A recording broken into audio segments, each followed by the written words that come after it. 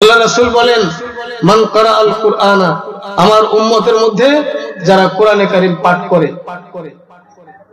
দুঃখজনক বিষয়, আজকে মুসলমানদের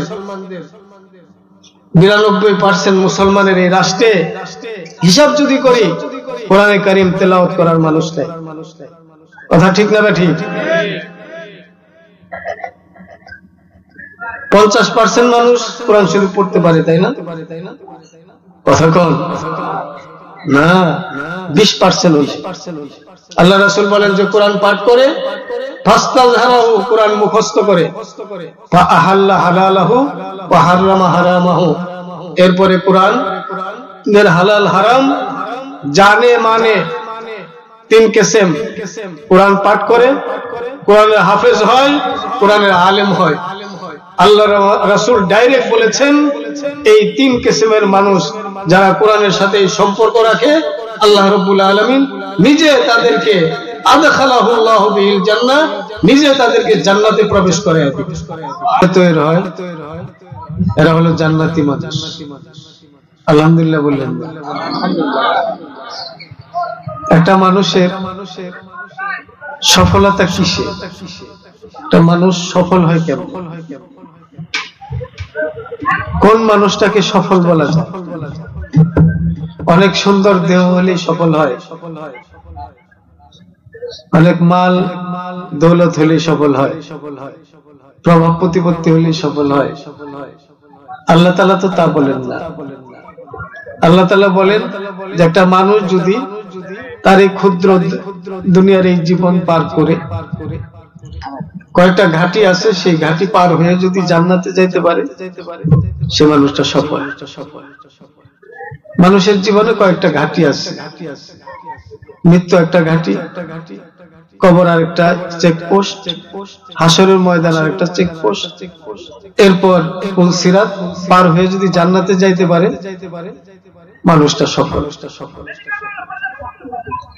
আসহাবুল জান্নাতি হুমুল ফাইজুন। সব কিছু হইল, জান্নাতে যাইতে পারবে না,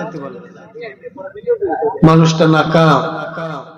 যত সুন্দরী থাকুক, যত মাল দৌলতি থাকুক, যত প্রভাব প্রতিপত্তি থাকুক, মানুষটা নাকাম।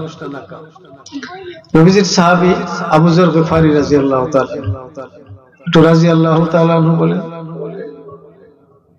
খুব বুজুর্গ সাহাবী ছিলেন।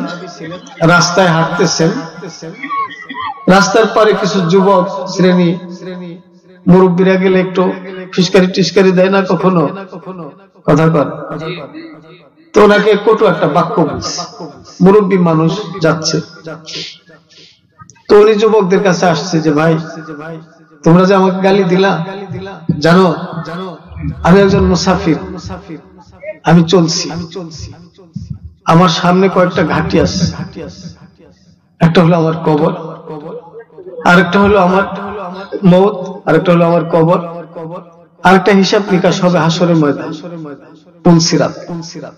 এই ঘাটিগুলো যদি আমি পার হয়ে যেতে পারি, শোনো, তোমাদের এই সমস্ত গালিতে আমার কিছু আসে যায়। আর যদি আমি আবু যর গফারি কোন এক জায়গায় আটকে যাই, মৃত্যুর এই ঘাটিতে যদি আমি আটকে যাই, মৃত্যুর এই কষ্টের সময় আমার যদি ঈমান নষ্ট হয়ে যায়, আমি কবরের প্রশ্নগুলোর উত্তর যদি আমি না দিতে পারি, আর হাসরের ময়দানে হিসাব যদি আমার জন্য কঠিন হয়ে পড়ে, আর পুল সিরাত পার না হতে পারি, শুনে রাখো, এক গালি কেন কোটি কোটি গালি আবু যরকে দেওয়া উচিত। মানুষের সফলতা হলো সে জান্নাতি হবে।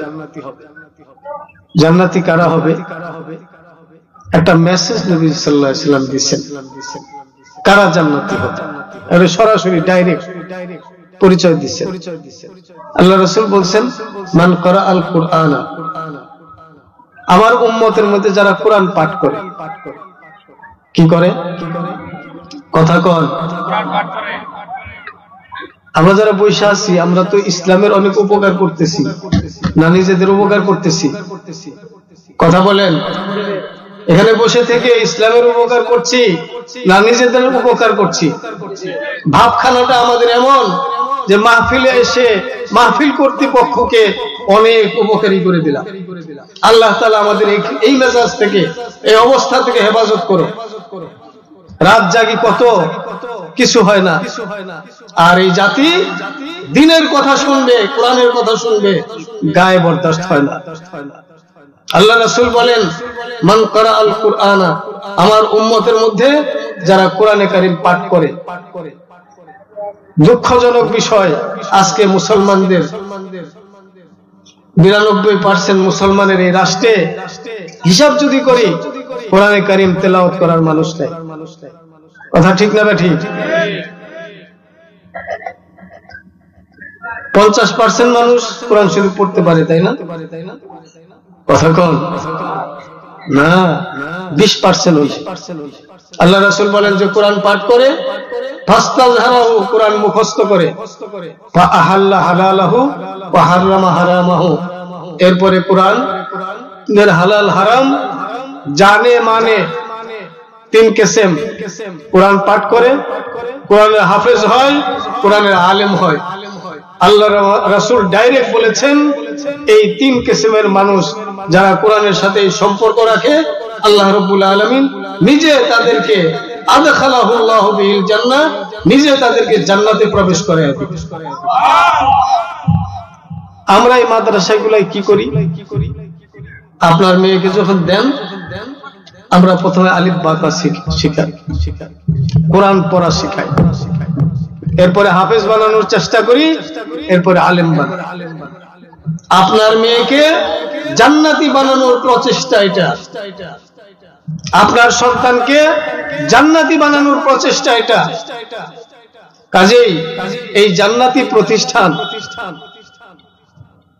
যেখানে আমার সন্তানদেরকে জান্নাতি বানানো হচ্ছে, বড় প্রয়োজন এই সমাজে। আজকে আমাদের জাগতিক শিক্ষার যে সিলেবাস, ক্লাস 1-এ ভর্তি করে দিব আর গ্রাজুয়েট অফিসার হয়ে বের হবে, কিন্তু আল্লাহর বান্দা, আল্লাহর বান্দি সূরা ফাতিহা তেলাওয়াত করতে পারবে না। কথা ঠিক না ঠিক? ঈমান কি জিনিস বলতে পারবে না, নামাজ শুদ্ধ করে কিভাবে পড়ে বলতে পারবে না। আমাদের প্রয়োজন ছিল না এই মাদ্রাসাগুলো গড়া, কিন্তু উম্মতের সন্তানদেরকে জাহান্নাম থেকে বাঁচানোর জন্য একমাত্র রক্ষা কবচ এই মাদ্রাসা। কাজে এখনো যদি উম্মত সচেতন না হয়, এই প্রতিষ্ঠানগুলোকে জিয়ে রাখার জন্য দৃঢ় প্রত্যয়ী না হয়, অদূর ভবিষ্যতে সন্তান আমার নাস্তিক হবে, আমার ছেলে নাস্তিক হবে, আমার মেয়ে নাস্তিক হবে।